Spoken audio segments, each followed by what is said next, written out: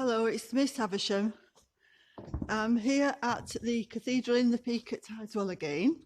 It is open for quiet contemplation, and I wanted to take another look at these effigies of the De Boers. I'm really fascinated by these two. And part of my research at Wormhill, when I was looking into the Needham family, I found that there was a land transaction, a piece of land that was owned previously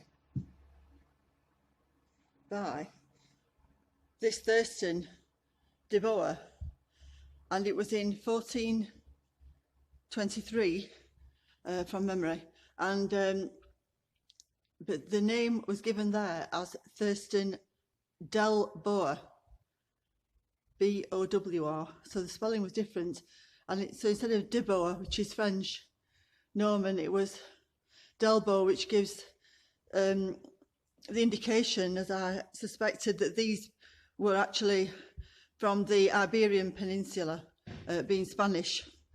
That was why it had the prefix of Del. So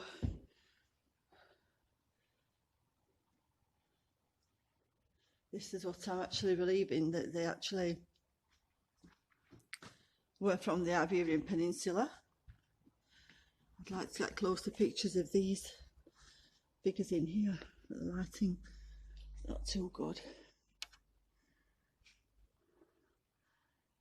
That's a member of the Newton family. Oh, Helen Newton, wife of William Newton. They were the factory owners. They were the factory owners in the 1800s, and they owned lots of the mills around here. Well, this is Robert Newton. Robert Newton, the mill owner.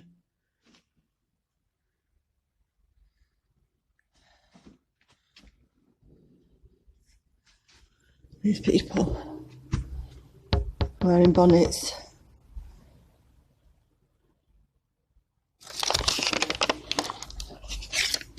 Fascinating just to look at those things. They made it almost like a museum in here. That's an old painting of what this place looked like before, in the past. You can see with the reflection on it. It's quite interesting. There was some gravestones there, but you can see the gravestones, but they're not actually spread like you would expect gravestones. They actually resemble standing stones that I'm going to show a picture of some standing stones in Ireland that look like that.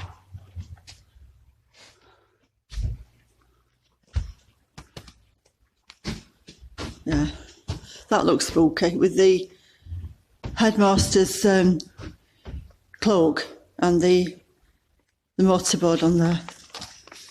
I want to get more detail. This writing, it says, of their memory, by their kinsman, John Boer Brown, Esquire, of Woodthorpe Hall, near Sheffield. That's actually in Sheffield now, but it's been demolished. In the year of our Lord. I'm getting it. Is it all in?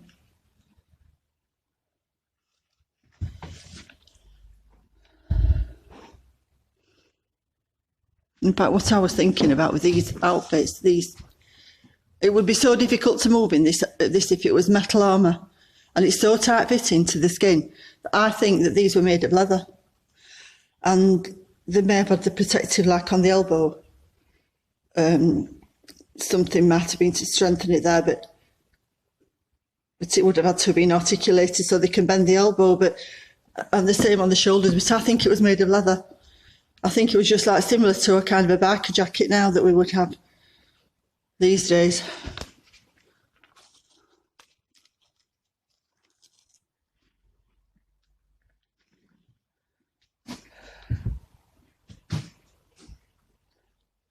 this is in the South Chapel, which these people actually paid for this chapel to be built, in order for their tomb to be here. And it's so that the sun can shine through onto these effigies, and they often look alive. In fact, even now as I look at it, you can see the vibrations, as if it's almost like bringing them back to life with the rays from the sun. It says here, the above named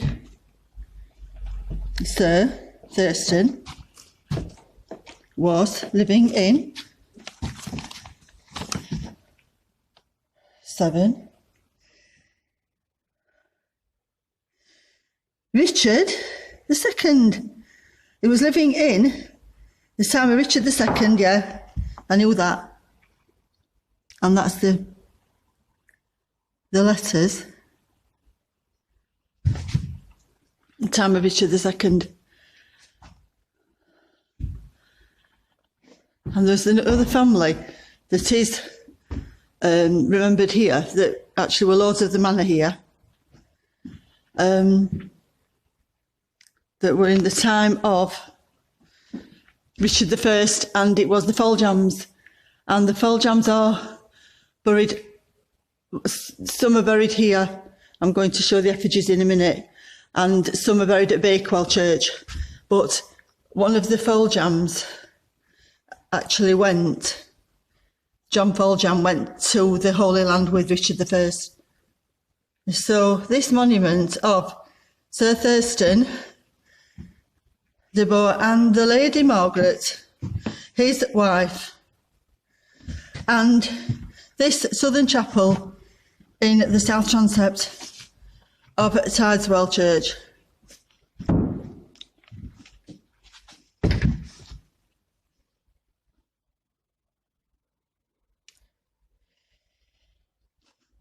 And this monument was in the early part of the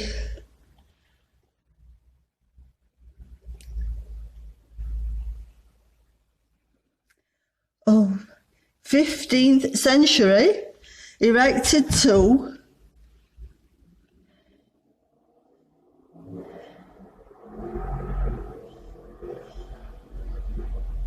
restored in honour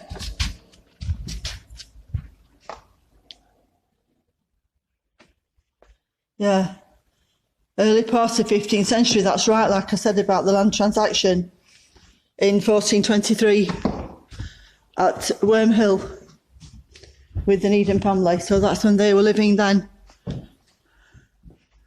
And so this would work up here. So that looks like a nice fellow there. And that's the coat of arms with the dragon on there. Dragon.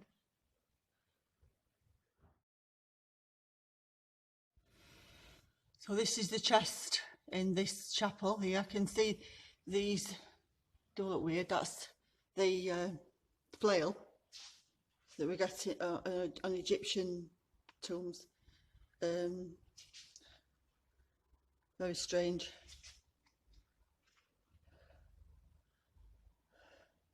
Again, the ladder symbolism.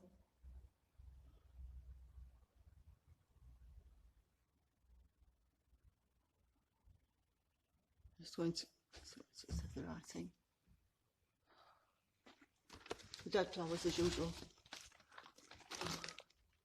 Was erected as of that this bread and drink. They will show the Lord's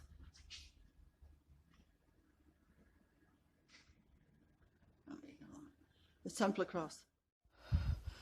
And this shield has been erased, which makes me wonder why. Why has it been erased? On the bottom. And this belt, I've just noticed, a vault underneath this chantry of the Lottons of Lotton, whoever they are. This monument, including a fragment of a former tomb, was erected AD 1883, south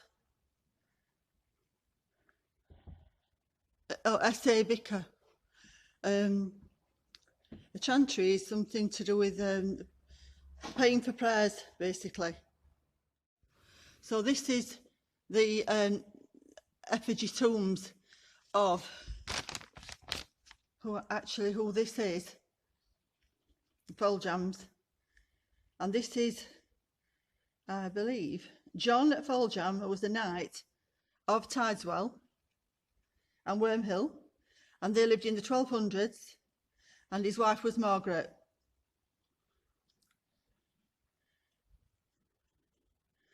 Henry Foljam was a knight, and he accompanied Richard I to the Holy Land. So that would have been a bit before that.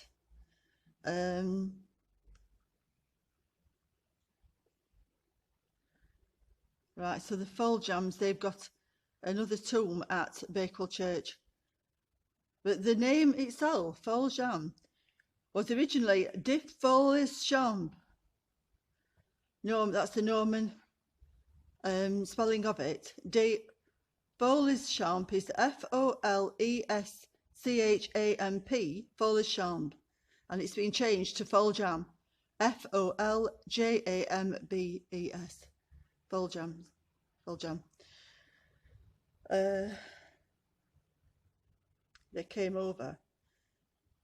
Godfrey of Foljam came over with William of Normandy at the time of the invasion, Norman invasion, and basically Norman takeover. I'll just show up there. That's quite good. Yeah, so I can hear the bells, the chiming. It's closing at 4. You can see the night up there. The night. You know, these are the features around the top. Look at that. Wow. These different features and faces. That's the pipe organ, obviously, there. The pipes. You can see the nights. Oh, wow. Yeah. Oh, yeah, look at that. Wow, look at that one. Oh, my God. Now, when I see this looks Turkish to me. This is not Anglo-Saxon or anything like that. These are Turkish people that have come over. It was the silent invasion, if you will.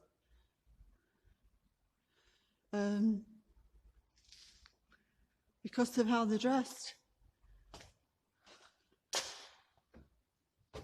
That is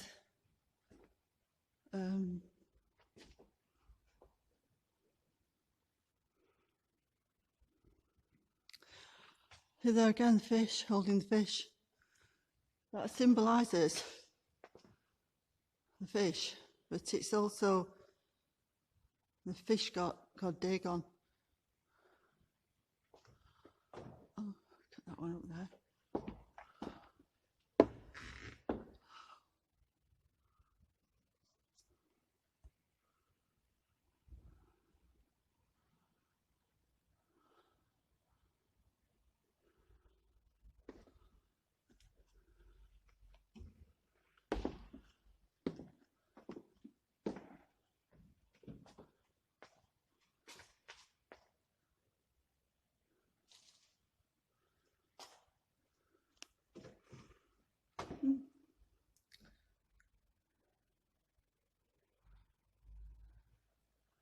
That's a weird creature at the bottom.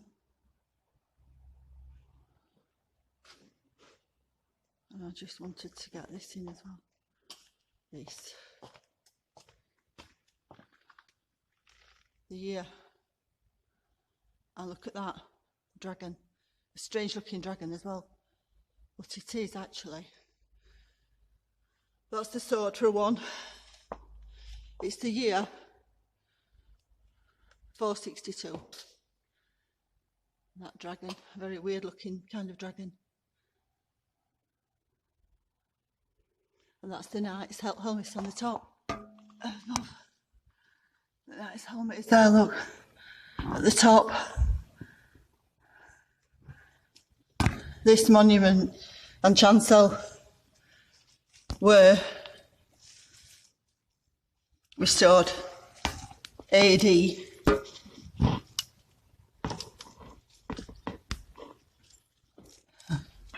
can get it.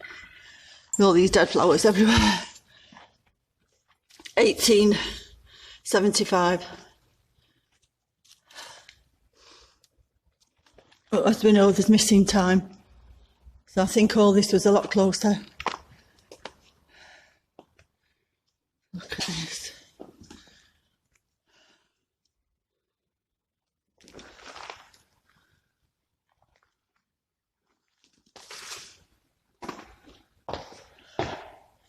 This is all made of total marble, solid marble. Solid marble.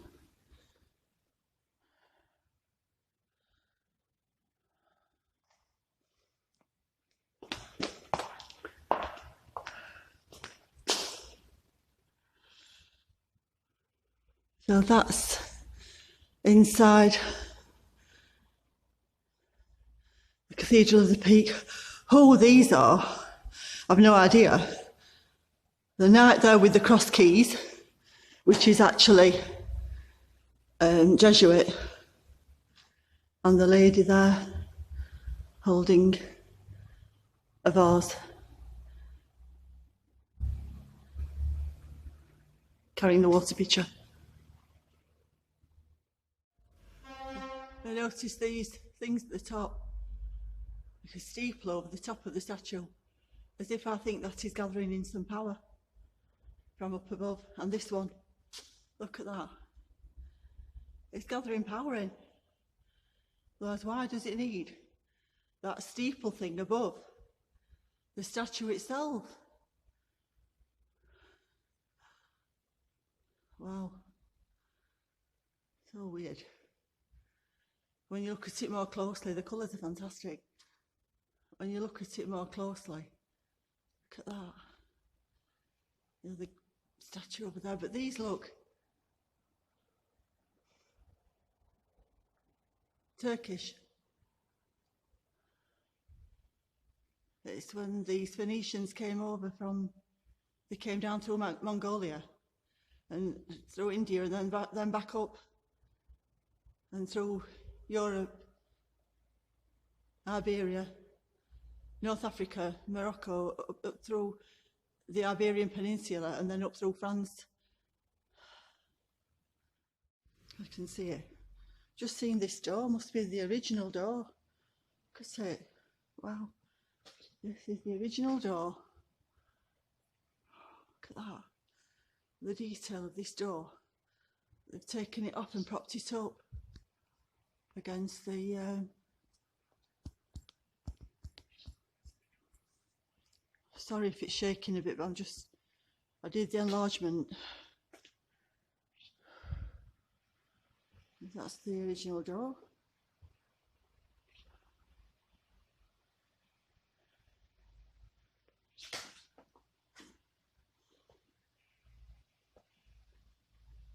So now I'm going back outside.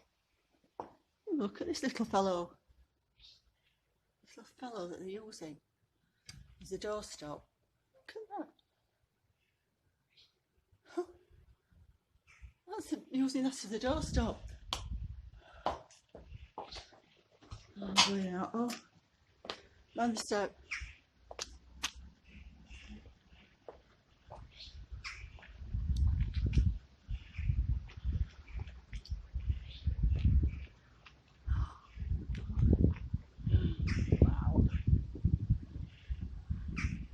That's why it's called the Cathedral of the Peak, because it's It's more like a cathedral than a church.